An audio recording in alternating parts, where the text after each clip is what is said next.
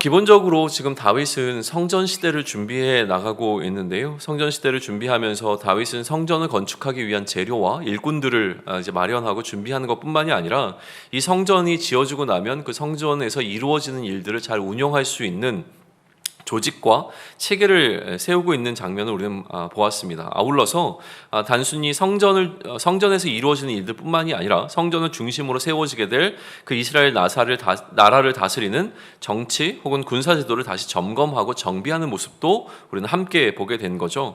그러니까 이러한 모든 노력이 다윗 자신을 위한 것이 아니라고 하는 것은 너무나 명백합니다.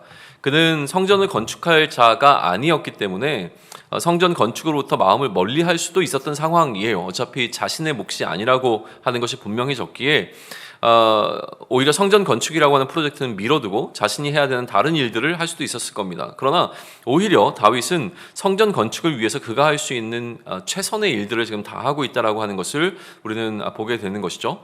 성전을 중심으로 본다면 솔로몬의 시대가 메인이 되어집니다. 솔로몬의 시대에 성전이 건축되고 본격적으로 성전 중심의 시대가 열리게 되기 때문에 그러나 그런 측면에서 본다면 다윗의 시대는 솔로몬의 시대를 준비하고 기다리는, 소위 얘기하면 이 하프타임에 불과한 시간이 되는 것이죠.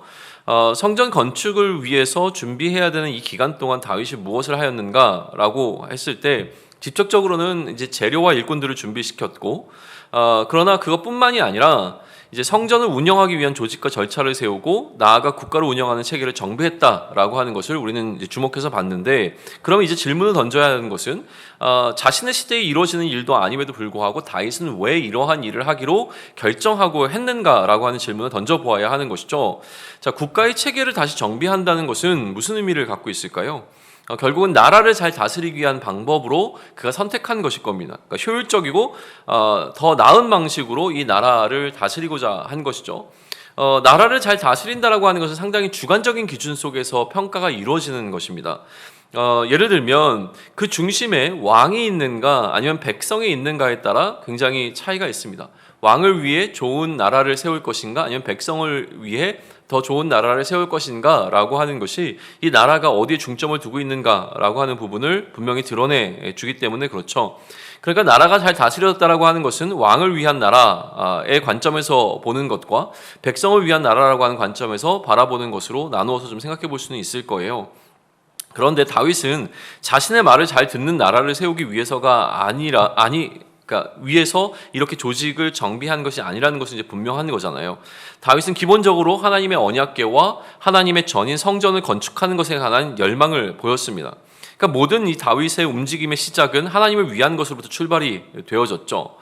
성전을 중심으로 한 이런 어떤 조직의 편성이라고 하는 것은 결국 이 나라가 하나님의 뜻대로 잘 세워지고 하나님의 뜻대로 운영되기 하기 위하여서 이러한 조직을 편성하고 있다라고 하는 측면에서 우리는 바라볼 수 있을 겁니다. 한편으로는 이 나라가 하나님의 뜻대로 운영되는 것과 아울러서 하나님께 악을 행하지 않을 수 있는 장치를 마련하는 방식으로 이러한 조직을 형성했다라고 하는 것으로도 볼 수 있죠. 코로나 시기를 거쳐가고 있는데 이 코로나 시기는 우리의 신앙생활을 다시 한번 전반적으로 점검해보고 돌아볼 수 있는 기회를 제공해주고 있습니다. 우리는 이 시간을 하프타임으로 인식하고자 했습니다. 일상생활에 제약이 오는 것과 마찬가지로 지금 우리의 신앙생활에도 이 코로나 시기는 많은 제약을 가져오고 있습니다. 할 수 없는 것들이 많아졌습니다. 그러나 할 수 없는 것들이 많아졌기에 하지 않고 이 하프타임을 그냥 쉬면서 보낼 수도 있을 겁니다. 그러나 오히려 우리는 이 시간을 후반전을 위한 적극적인 준비의 시간으로 보내기로 했습니다. 어떻게 보낼 것인가는 각자의 선택에 달려 있겠죠. 그러나 최소한 우리는 우리 자신과 우리 공동체를 돌아보고 정비하는 시간을 가지면 좋겠습니다. 이때 우리가 해야 하는 것이 다윗과 같은 노력이라고 역대기는 오늘 우리에게 말해주고 있습니다. 후반전을 위해서 이 하프타임에 할 것은 결국 하나님의 뜻이 우리의 삶과 우리의 공동체 가운데, 이 하프타임을 통해서 우리가 해야 할 것은 하나님의 뜻이 우리의 삶과 우리 공동체 가운데 더 잘 흘러 들어갈 수 있는 통로를 만들어내는 일이라는 생각을 하게 되어집니다. 나의 삶의 모든 영역이 그리스도의 질서로 다스려지도록 정비해내는 것, 그래서 나의 삶이 그리스도의 질서를 떠나지 않을 수 있는 장치를 마련하고 그것을 위한 준비를 해나가는 과정으로서 이 하프타임을 보낼 때 하프타임 동안 준비가 되어지는 자와 그렇지 못한 자의 차이는 후반전을 통해서 반드시 명확하게 드러나게 될 것이라고 하는 사실을 우리는 기억할 필요가 있습니다. 그렇게 다윗과 동일한 시선으로 오늘 우리 자신을 좀 돌아보면 좋겠습니다. 다윗은 그가 다스리는 나라를 하나님의 나라로 만들고자 했습니다. 하나님의 나라다움이라고 하는 것이 분명하게 드러나는 방식으로 다윗은 지금 이 모든 이스라엘을 준비시키고 있는 모습을 보게 되어지는데요. 그러니 하나님 나라다움이라고 하는 이 주제를 우리에게 가져와서 그것을 회복하기 위해 나를 정돈하는 오늘 우리의 삶이 되면 좋겠습니다.